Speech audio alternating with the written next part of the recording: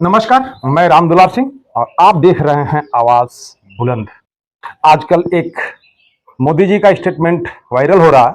उन्होंने एक वक्तव्य दिया है, समाजवादी पार्टी और कांग्रेस के लोग उत्तर प्रदेश के लोगों को दक्षिणी क्षेत्र में गाली दिलवा रहे हैं। इस पे बात तो हम करेंगे ही। एक इनकी बात थी, एक स्टेटमेंट आया था, पहले उस पर बात करते हैं। इन्होंने कहा था कि हम जो भी अभी तक किए हैं वह एक ट्रेलर है, आगे बहुत बड़ा कुछ करने वाले हैं। ये 10 साल में जो हुआ वो तो सिर्फ ट्रेलर है, ट्रेलर। अभी तो बहुत कुछ करना है। और इनके कहने और करने में बहुत का अंतर होता है, ये तो है। लेकिन ये जो बात है, ये जो कह रहे थे वो सामने चरितार्थ कर रहे हैं, ये देखने को मिलेगा। इन्होंने कहा था कि ये अभी ट्रेलर है, तो ये ट्रेलर था कि हिंदू मुस्लिम कर रहे थे। मैं जिस दिन हिंदू मुसलमान करूंगा ना, उस दिन मैं सार्वजनिक जीवन में रहने योग्य नहीं रहूंगा और मैं हिंदू मुसलमान नहीं करूंगा। ये मेरा संकल्प है। कांग्रेस उस समय चाहती थी कि देश के सारे बजट का 15% सिर्फ मुसलमानों पर खर्च हो, सिर्फ मुसलमानों पर खर्च हो, सिर्फ मुसलमानों पर खर्च हो। कांग्रेस के लिए माइनॉरिटी सिर्फ एक ही है, उसका अपना प्रिय वोट बैंक। सिख किसानों को आतंकवादी बता रहे थे और क्या क्या इन्होंने किया है आप देखिए जाकर के। उनके लंगर पे कोई किया, आतंकवाद को बढ़ावा देने का ये योजना था इनका। इन्हीं के हिसाब से आम जनता कर रही है, देश को बांटने का काम इन्होंने किया है। क्योंकि मुस्लिम लीग और आरएसएस दोनों ही अंग्रेजों के बनाए हुए व्यवस्थाएं हैं और अंग्रेजों में एक खासियत था कि फूट डालो राज करो की नीति पर वो काम किए। लेकिन मोदी जी शायद ये भूल चुके हैं कि भारत की जनता जब इस नीति को जानती है तो कैसे दौड़ा दौड़ा के कुत्तों के जैसे मारती है।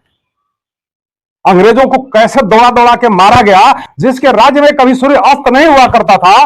भारत की जनता जब अपने पर उतरी, उसको सिमट करके उसकी औकात बता दी। और शायद वह दूर दिन इनका जल्द ही सामने आने वाला है। इस 2024 के चुनाव में ही इनको पता चल जाएगा।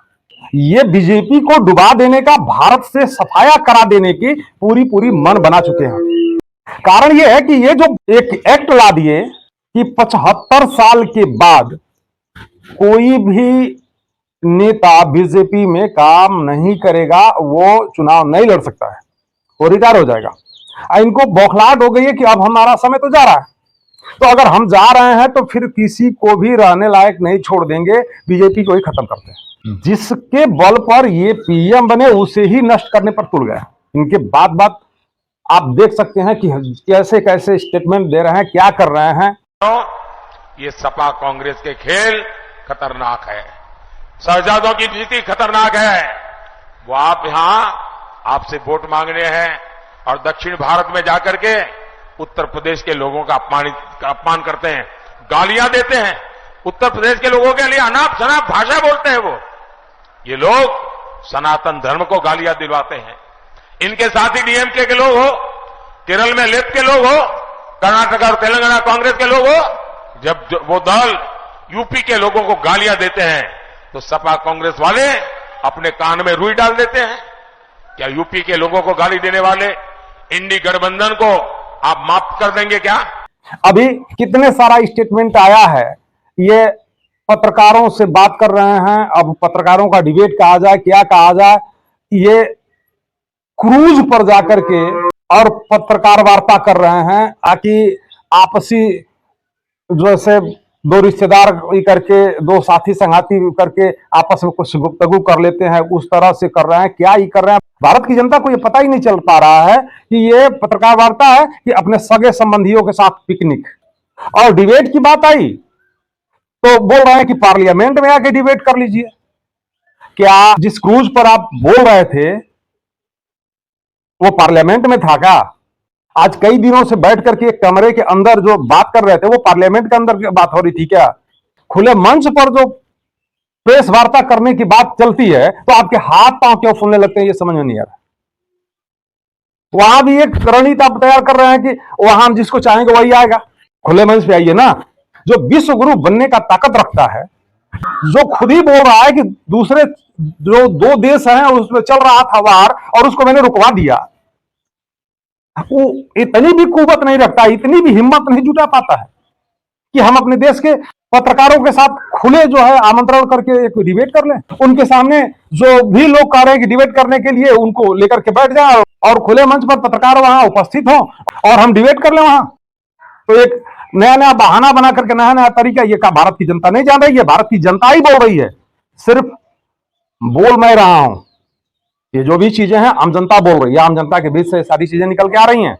ये देश की जनता जान चुकी है मोदी जी कि आपके पास ऐसा कुछ नहीं है जो खुले मन से आप बोल सके। और जितनी सारी आपने काम किया है, जितना काम किया है, वो सारा काम देश के मजदूर, देश की गरीब जनता के विरोध में ही आपने जो भी चीज किया।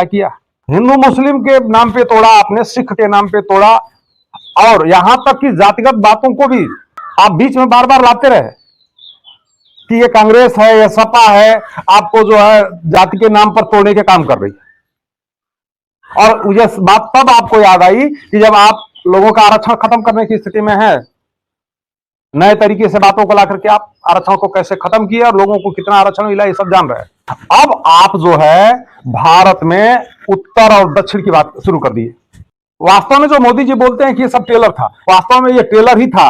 अब ये जो इनकी जो मुख्य योजना है वो सामने निकल के आई कि देश को खंड खंड टुकड़ों में बांट देना है।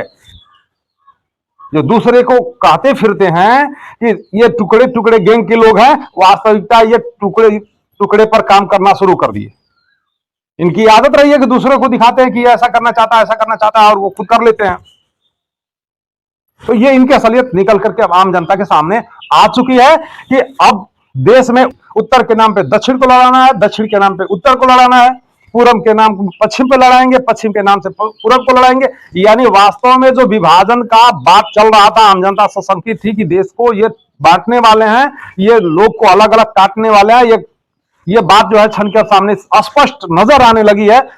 अब ये जान रहे कि हिंदू मुस्लिम का कार्ड अब हमारा चल नहीं पा रहा। तो अब ये जो इनकी अपनी नीयत थी, जो इनका उद्देश्य था, जो योजना था, उसी को इस चुनाव में खेलने के लिए शुरू कर दिए कि चलो यहीं से अभी स्टार्ट कर देते हैं। और ये भूल गए हैं कि ये आम जनता समझ चुकी है कि ये कैसे खेल रहे हैं। और इनका अच्छा हुआ कि ये जो चेहरा था वो सामने इस समय आ गया और आम जनता इसको समझ चुकी है। नमस्कार, जय हिंद, जय भारत, जय जवान, जय किसान।